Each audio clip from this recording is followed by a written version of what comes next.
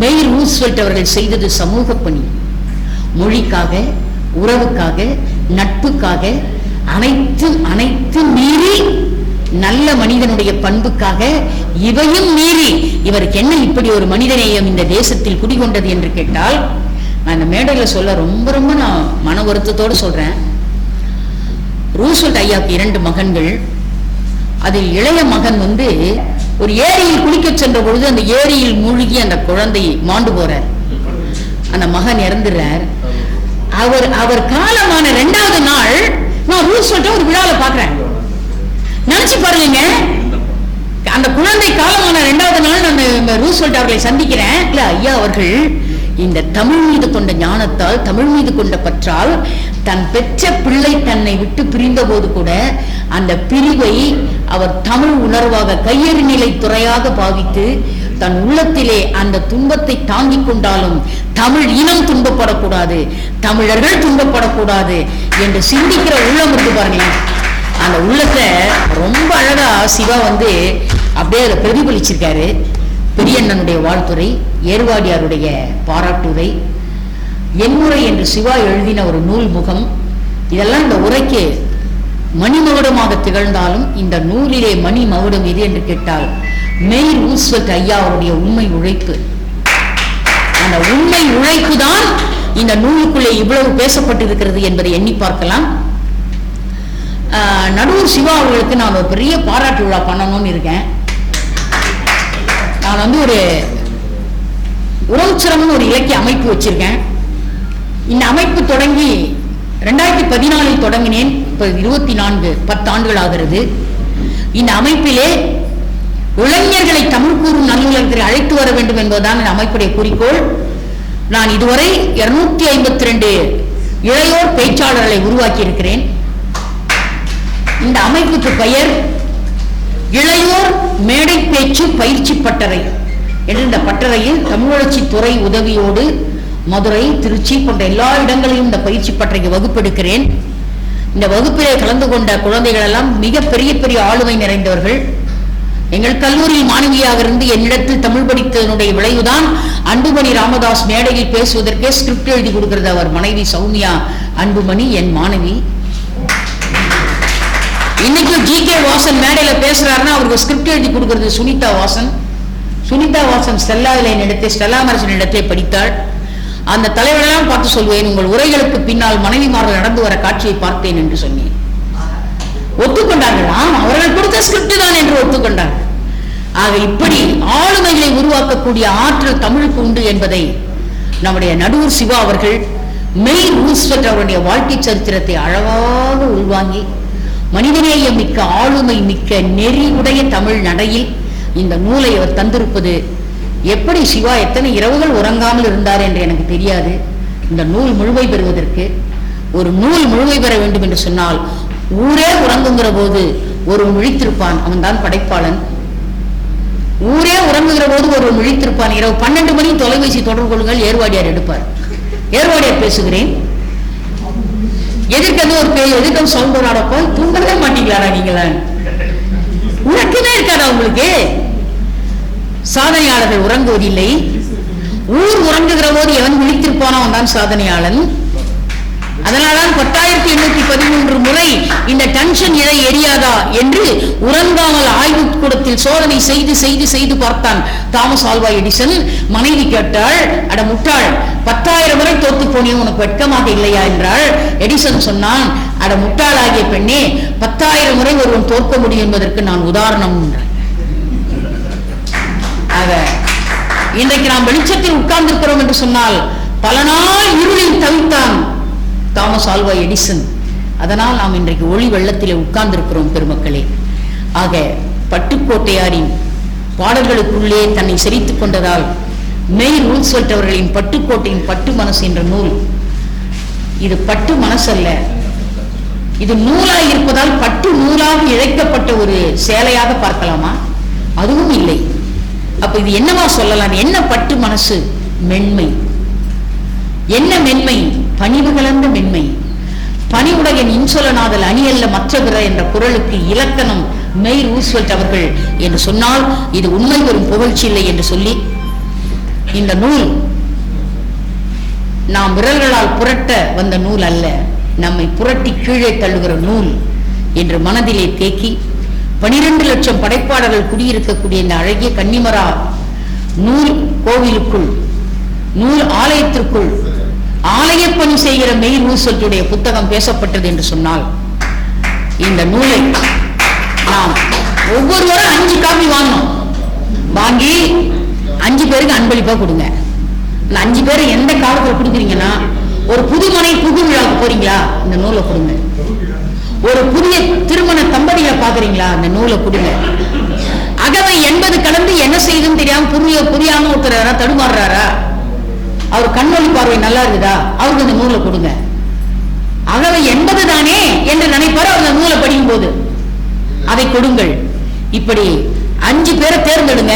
ஒரு கல்லூரி மாணவனை தேர்ந்தெடுங்க, ஒரு புதுமனை புகு விழாவை தேர்ந்தெடுங்க, ஒரு புதிய தம்பதியை தேர்ந்தெடுங்க, வயது மூப்பில் இருந்து என்ன வேலை செய்வது என்று தெரியாமல் தடுமாறுகளை தேர்ந்தெடுங்க, வாழ்க்கை விரயமாக்கி கொண்டே இருக்கக்கூடிய இளைஞனை தேர்ந்தெடுங்க. 5 பேரை தேர்ந்தெடுத்து இந்த நூலை பரிசா கொடுங்க. அவர்கள் மனசை பட்டு மனசாக மாற்றுகிற பொறுப்பு சிவாவுடையது, நம்முடையது அல்ல. என்கிட்ட மாணவி வகுப்பறையில் ஒரு கேள்வி கேட்டான், கல்வி என்று சொல்றமே இந்த சொல்லுக்கு என்ன அர்த்தம்னு கேட்டான். நான் சொன்னேன், கல் மனதை விரிவடைய செய்வது எதுவோ அது கல்வின்னு சொன்னேன். அது கல்வி என்று சொன்னேன். ஆக கல் போன்ற மனசு யாராவது இருந்தா அது பட்டு மனசா மாறணும்னா இந்த நூலை படிக்கலாம். படிச்சா என்ன மனசா மாறிடும், பட்டு மனசா மாறிடும் இல்லையா? ஆக வாழ்வியல் தத்துவத்தை ஒற்றை வரியில் சொன்னவன் பட்டுக்கோட்டையார். காடு விளைஞ்சன மச்சான் கையும் காலம் தானே மிச்சம். கேள்வி கேட்டா மனைவி. பெரிய கிரேட் கம்யூனிஸ்ட் தத்துவத்தை சொன்னான் உழவன். கம்யூனிஸ்ட் சொன்னான் உழவன். எந்த யூனிவர்சிட்டியில படிச்சான்? எந்த யூனிவர்சிட்டியும் படிக்கல. பட்டுக்கோட்டையின் பாடல் என்கிற பல்கலைக்கழகம் சொல்லுது, உழவன் வாக்கு மூலமாக தேடிய செல்வமெல்லாம் வேறொரு இடத்தில் சேர்ந்ததனால் வந்த தொல்லையடி. எவ்வளவு பெரிய கம்யூனிஸ்ட் தத்துவங்க இல்லைங்களா? இப்படிப்பட்ட கம்யூனிஸ்ட் தத்துவத்தை ரூஸ்வெல்ட் மனம் கவராமல் யார் மனசை கவரும்? அதனால்தான் பட்டுக்கோட்டை பிறந்த பூமியிலே பட்டுக்கோட்டையரின் பட்டு மனசு என்ற இந்த அற்புதமான நூலை நடுவூர் சிவா அவர்கள் எழுதியிருக்கிற காட்சி எங்கள் உறவு சுரங்கத்தில் ஒரு நாள் பாரதிய வித்யாபவன் முற்றத்தில் சிவா அவர்களுக்கு ஒரு பெரிய பாராட்டை நாம் செய்யலாம் என்று முடிவெடுத்திருக்கிறேன். நீங்க அனைவரும் அந்த விழாக்கு வாங்க. இந்த உறவு சுரங்கம் தொடங்கி 10 ஆண்டுகள் ஆகிறது. ஓராண்டு ஜெயகாந்தின் படைப்புலகம், 6ஆம் ஆண்டு அரங்க மகாதேவன் நீதியரசருடைய தந்தையார் அரங்கநாதனுடைய படைப்புலகம், 7வது ஆண்டு பாரதி விட்டு சென்ற எழுதுகோலின் கடைசி ஒரு துளி மையை எடுத்துக்கொண்டு வந்து தன் எழுதுகோலை நிரப்பிக்கொண்ட தாரா பாரதியின் படைப்புலகம் என்று இப்படி ஒவ்வொரு ஆண்டும் ஒரு ஆளுமையை எடுத்து 12 மாதம் விழா நடத்தி அதில் மிகப்பெரிய பிராக்டிஸ் வந்த பிறகு வாரந்தோறும் விழா நடத்த ஆரம்பிச்சிட்டோம். அதற்கு 36 வாரம் ஐயா ஏர்வாடியார் ஒரு நிகழ்ச்சி தலைமை தாங்கினார். ஆதிரா முல்லை அவர்கள் ஒரு நிகழ்ச்சி வந்திருந்தார்கள். 36 வாரம் 36 செவ்வாய்க்கிழமை 36 தமிழ் இலக்கியங்கள் குறித்து இளைஞர்கள் பேசினார்கள். 8 தொகை 8, 10 பாட்டு 10, 17 கீழ் கணக்கு 18, 36 இலக்கியம் 36 வாரம் நடந்தது. 36வது வாரம் மாணவர் நோக்கில் திருக்குறளுக்கு நான் எழுதின தெளிவுரை, அந்த புத்தகத்தை நீதியரசர் சுரேஷ்குமார் அவர்கள் வெளியிட கிருஷ்ணா ஸ்வீட்ஸ் உரிமையாளரும் பாரதிய வித்யாபவனுடைய நிர்வாக தலைவர் ஐயா திரு கலைமாமணி ராமசுவாமி அவர்களும் அந்த முதல் பிரதியை பெற்றார்கள். முதல் பிரதியை நான் பெறுவேன் என்று சொல்லி நீதியரசர் ஜஸ்டிஸ் ஜெகதீசன் அவர்கள் முதல் பிரதியை பெற்றார்கள். அதன் பிறகு அவர்கள் இருவரும் 2வது பிரதியை பெற்றார்கள். அந்த நூல் வெளியிடப்பட்டது. இது முடிஞ்ச பிறகு 5 வாரம் 50 காப்பியம் நடத்தினோம். 36 இலக்கியம் முடிஞ்சு 50 காப்பியம் முடிஞ்சு இப்போ தெய்வத்தமிழ் 63 என்று சொல்லி 63 வெள்ளிக்கிழமை 63 வாரம் பாரதிய வித்யாபவன் வளாகத்திலே 63 நாயன்மார் தொடங்கி 10 நாயன்மார் முடிஞ்சு 11வது நாயன்மார் மானக்கஞ்சார நாயனார் வர இருக்கிறார். நம்முடைய 3ஆம் தேதி மே 3 வர இருக்கிறார். எல்லாம் இளைஞர்கள் பேசுகிறார்கள். ஒரு வாரம் அறிஞர் உரை, ஒரு வாரம் இளைஞர் உரை. இந்த உரையை வந்து கேளுங்கள். சரியாக 5:55க்குள் அரங்கம் நிறைய மக்கள் வந்து விடுவார்கள். யாருக்கும் நான் அழைப்புகள் கொடுக்கவில்லை பேராசிரியர்களே, அவர்களே தெரிந்து வருகிறார்கள். அது தானா சேர்ற கூட்டம், உலகநாயகி சேர்க்காத கூட்டம். அவங்க வராங்க. கிட்டத்தட்ட 250 பேர் ஆடியன்ஸா இருக்காங்க. சரியா 6 மணிக்கு கவர்னரே வந்தாலும் 6 மணிக்கு தொடங்கும், 8 மணிக்கு முடிஞ்சிடும். கவர்னரே வராருன்னா ஒரு 5:57 தான் இருக்கணும், இல்லைன்னா கவர்னர் பத்தி கவலை கிடையாது. அவர் லாஸ்ட் நன்றி உரை தான் சொல்லணும் கவர்னர். நாங்க தலைமை உரையெல்லாம் அங்க இருக்கவங்களே சொல்றோம். அந்த மாதிரி சரியா அந்த மீட்டிங் நடக்கும். 6 தொடங்கி 8 மணிக்கு முடியுது. நேர நிர்வாகத்திற்கு தலை சிறந்தவன் தமிழன். வானியலை வானத்தை பார்த்தே நேரம் சொன்ன தமிழன். மணியை பார்த்தாது மணியை பின்பற்ற வேண்டாமா? வெறும் மணியே பின்பற்றினால் எப்படி?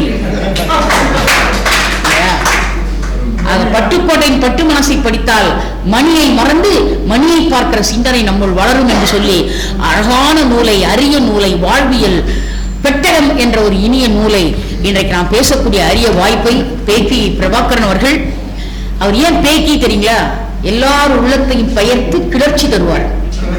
பேக்கி பிரபாகரன் அப்படிப்பட்ட ஒரு மாபெரும் மனிதர். எனக்கு பேக்கி அவர்களை கிட்டத்தட்ட 40 வருஷமா தெரியும். இவரெல்லாம் இளமையான பேக்கியை பார்த்திருக்கேன். இப்பவும் இளமையான பேக்கியை பார்த்திருக்கேன். இவரை போல ஒரு தமிழ் பணி செய்யக்கூடிய ஒரு அன்பர் தமிழகத்தில் மிக மிக அரிது. இப்படிப்பட்ட சிந்தனையாளர்கள் இந்த சமுதாயத்தில் இருப்பதால் தான் இன்று வரை எப்பொழுதுக்கு எப்பொழுதாவது மழை பெய்கிறது, இல்லை என்றால் வானம் பொய்த்து போயிருக்கும். அழகாக சொன்னார் ஆதிராமல்லை அவர்கள், தமக்கென வாழ பிறர்க்கென வாழ உண்மையான என்ற புறநானூற்று பாடலோடு மெய் சொல்லிட்டு வாழ்க்கையை அப்படியே பிணைத்து பேசினார் பேராசிரியர்கள். ஒரே ஒரு கருத்தை சொல்லி நான் விடைபெறுகிறேன். இலங்கை ஜெயராஜ் சொல்வார், அந்த கருத்தை முதலே சொல்ல வேண்டியதானமான்னு. ஆமா, ஒரே ஒரு கருத்தை சொல்லி நான் விடைபெறுகிறேன். வாழ்க்கையில் எல்லாருக்கும் சுபதினம் இருக்கு, ஆனா ஒரு சுபதினம் யாராலும் மறக்க முடியாது. அடுத்தவர் நலனை காண்பவர் தமக்கு ஆயுள் முழுவதும் சுபதினம். எங்கள் ஐயா மெய் ரூஸ்வெல்ட் அவர்கள் தமிழ் இனம், மொழி, கலை, கலாச்சாரம் இவைகளை தன் நலனாக பாவித்து வாழ்வதால் அடுத்தவர் நலனை காண்கிற ரூஸ்வெல்ட் அவர்களுக்கு ஆளுநரும் சுபதினம் என்று சொல்லி அவர் 100 ஆண்டுகள் வாழ வேண்டும் என்று சொல்லி அவருடைய 100ஆண்டு விழாவிலே இதே கன்னிமர அரங்க நூலகத்தில் நாம் பட்டுக்கோட்டையாரின் பட்டு மனசை பற்றி மீண்டும் பேசுவோம் என்று சொல்லி இந்த அருமையான வாய்ப்பை வழங்கிய அனைத்து நல்ல உள்ளங்களுக்கும் என் நெஞ்சார்ந்த நன்றியை கொஞ்சி தமிழில் கூறி வணங்கி விடைபெறுவதற்கும் என் வணக்கத்திற்கு பேராசிரியர் ஐயா திரு ராமகுருநாதன் அவர்களுக்கு என் வணக்கத்தை செலுத்தி, ஐயா விக்ரமன் அவர்கள் கலங்கி நின்ற பொழுதெல்லாம் எழுத்தாளர்கள் கலங்கக்கூடாது, கலங்கிய சமுதாயத்திற்கு கலக்கம் போக்க வந்தவர்கள் எழுத்தாளர்கள், நீங்கள் கலங்கலாமா என்று சொல்லி கலைமாமணி விக்ரமன் அவர்களை எழுப்பி நிற்க வைத்த ஒரு நட்பு எனக்கு கிடைத்தது என்று சொல்லி, இந்த நட்பின் முன்னிலையில் கன்னிமரா நூலக வளாகத்தில் பட்டுக்கோட்டையாரின் பட்டு மனசு மெய் ரூஸ்வெல்ட் அவர்களுடைய இந்த நூல் தமிழ் இனத்தை சென்று சேரட்டும், சமூகம் இந்த நூலை படித்து பயன்பெறட்டும் என்று சொல்லி எழுத்தாளர் சிவா அவர்களுக்கு என்னுடைய நெஞ்சார்ந்த நன்றியை, வணக்கத்தை கொஞ்சி தமிழில் கூறி வணங்கி விடைபெறும். உங்கள் பாதங்களை சற்று குனிந்து பாருங்கள், உலக நாயகின் நன்றி மலர்கள் வந்திருக்கும். நன்றி, வணக்கம்.